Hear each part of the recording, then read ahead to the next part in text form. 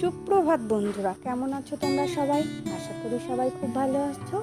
ইতি বিশ্বাস লাইফস্টাইলে তোমাদের সকলকে অনেকখানি স্বাগত। আমি ইতি চলে এসেছি। তো আজকে একটা ছোট্ট ব্লগ দেবো, তো প্রথম থেকে শেষ পর্যন্ত দেখতে থাকো, অবশ্যই তোমাদের ভালো লাগবে।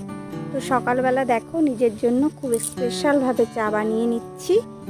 আর এই দেখো চায়ের কালারটাও খুব সুন্দর এসছে। তো 1 কাপ চা আর 2টো বিস্কুট নিয়ে নিয়েছি।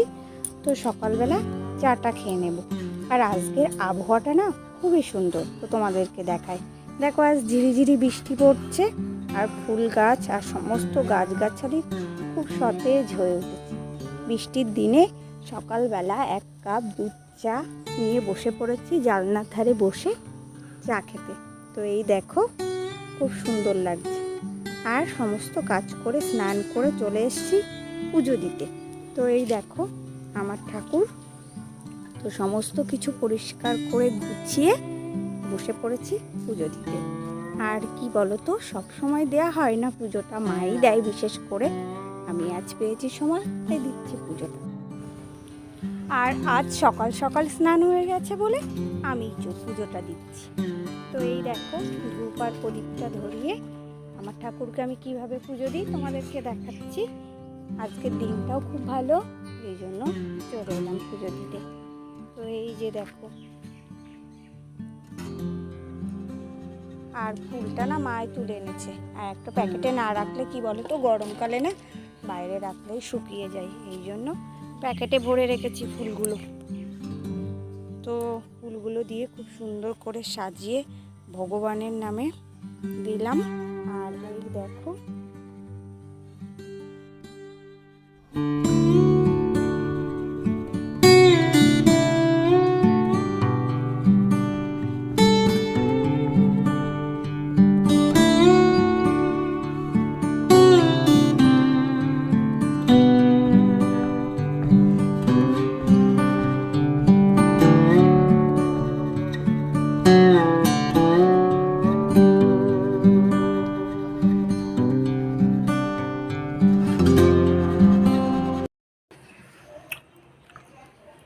ঈশান, আমি এখন তাল শাঁস খাচ্ছি, অনেকদিন পরে খাচ্ছি, খুব ভালো লাগছে। আর এখনও শক্ত হয়নি, কিন্তু নরম নরম আছে। পুরো জল ভরা তাল শাঁস, আর খুব মিষ্টি। তো অনেকগুলো নিয়ে এসেছিলো, সব খাওয়া হয়ে গেছে, আর একটাই আছে, তাই তোমাদেরকে ভাবলাম একটু শেয়ার করে নিই। তোমাদের কার কার পছন্দ অবশ্যই কমেন্ট করে জানিও। পুজো সেরে চলে এলাম রান্নাঘরে। মা সমস্ত কিছু গুছিয়ে রেখেছিল, আমি সেগুলো ফটাফট করে নেব রান্না বান্না। আর এই দেখো পেঁয়াজ, কাঁচা লঙ্কা, রসুন, শুকনো লঙ্কা, পাঁচফোড়ন ফোড়ন দিয়ে এগুলোকে ভাজা ভাজা করে নেব। তারপরে এখানে দিয়ে দেব পুঁই শাক। তো আজ আমাদের সিম্পল মেনু, পুঁই শাক আর হচ্ছে ঘ্যাটকোল পাতা, ঘ্যাটকোলের ডাটা সরি, আর হচ্ছে ডাল। তো এইগুলোই খাওয়া দাওয়া হবে। খাওয়া দাওয়া কমপ্লিট করে আমরা আবার যাব হচ্ছে আমার বাপের বাড়ি। তো আমি তাড়াতাড়ি এই জন্য রান্নাবান্না কমপ্লিট করে নিচ্ছি। তো দেখো লবণ হলুদ দিয়ে কষিয়ে সুন্দর করে রান্নাটা করে নেব। আর তার মধ্যে আবার রেডি হয়ে বেরিয়েও পড়লাম। তো এদিকে না বৃষ্টি হয়নি, এই জন্য তাই ভাবলাম যে আর এই আবহাওয়াটা ঠান্ডা আছে, তো চলো যা যাক, হঠাৎ করেই যাওয়া। তো রেডি হয়ে বেরিয়ে পড়েছি। আর এদিকে একটু দেখো ঠান্ডা থাকলেও কি বলো তো, গরম গরম একটু আছেই। এদিকটা যত আসছি তত গরম লাগছে। তো এখান থেকে মিষ্টি নিয়ে নেব, আমাদের বাড়ির কাছে এখানে মিষ্টিটা খুবই সুন্দর। আর বাড়িতে যাওয়ার কারণ হচ্ছে মা বাবা তো আছে আর পিসি অসুস্থ, এই জন্য। তো এখান থেকে মিষ্টি নিয়ে নিচ্ছি। আর এখানে না আমার স্কুল কলেজ সব, তো এখানে যখন পড়তে আসতাম তো এই দোকান থেকে পরোটা খেতাম। তো তোমাদের দাদাভাইকে বললাম পরোটা নিয়ে নাও, তো যে খাওয়া দাওয়া হবে। তো এই দেখো, আর এখান থেকে কিছু ফল নিয়ে নিচ্ছে। আর এই যে দেখো তৃষান বাবুর গরম লাগছে, আর আমরা সবাই কিন্তু আজকে ম্যাচিং করে যাচ্ছি, হোয়াইট পরেছি সবাই। তো এই দেখো চলে এসেছি, এই যে এটা আমার বাবার বাড়ি। তো এই ঢুকে পড়লাম। আর এই দেখো আমার মা, তো বেশিক্ষণ ছিলাম না, এই জন্য বেশি ভিডিও করা হয়নি তো মায়ের সাথে। আর এই দেখো তৃষান এসেই শুয়ে পড়েছে, তোমাদের দাদাভাই পরোটা খাওয়া শুরু করেছে, আমার প্লেটটাও রয়েছে। তো মা আবার রান্নাবান্নাও করেছিল, তো পরোটার সাথে ভাবলাম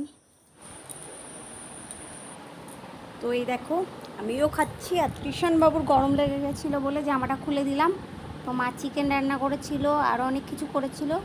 আর এই যে আমরা খাওয়া দাওয়া করে বেশিক্ষণ ছিলাম না, বেরিয়ে পড়বো বাড়িতে যাওয়ার জন্য। তো রেডি আমরা বাড়িতে যাওয়ার জন্য, কারণ তোমাদের দাদাভাইয়ের কিছু কাজ আছে এই জন্য। তো মা বাবার সাথে দেখা করে নিলাম, চলে এলাম। বাড়িতে এসে দেখো একটা আম কেটে নিয়েছি। এটা তেমন পাকাও না আবার কাঁচাও না, তো খুব সুন্দর। আর এই দেখো আমাদের জানলা দিয়ে কোন মহারাজকে দেখতে পেলাম। তো মহারাজকে দেখছিলাম আর আম খাচ্ছিলাম। আর মা দেখলাম বাড়িতে এসে আমার শাড়িগুলো পাড় আর পিকো করতে দেয়া ছিল, সেগুলো নিয়ে এসেছে। তো সেগুলোই দেখছিলাম।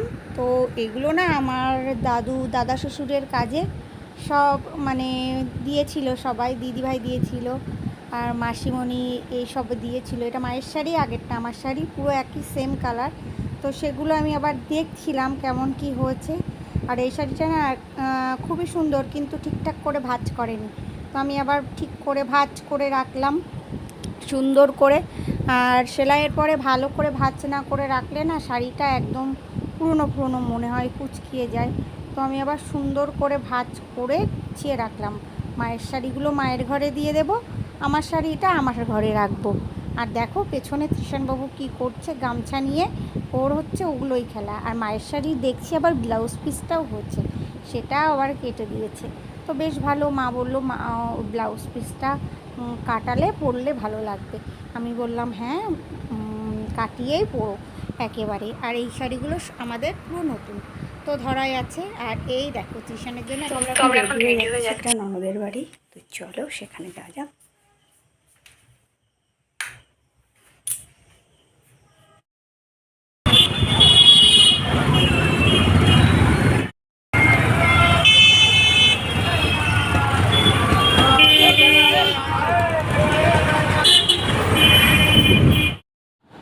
তো এখান থেকে বাচ্চাদের জন্য চিপস আর চকলেট নিয়ে নিলাম। তো আর ভিডিওটা বেশি বড় করছি না, এখানে শেষ করছি। ভালো লাগলে লাইক শেয়ার কমেন্ট আর অবশ্যই সাবস্ক্রাইব করে দিও আমার চ্যানেলটাকে। আর ভালো লাগলে শেয়ার করে দিও। তো দেখা হবে নেক্সট ভিডিওতে। ততদিন তোমরা ভালো থেকো, সুস্থ থেকো। Bye bye, tata.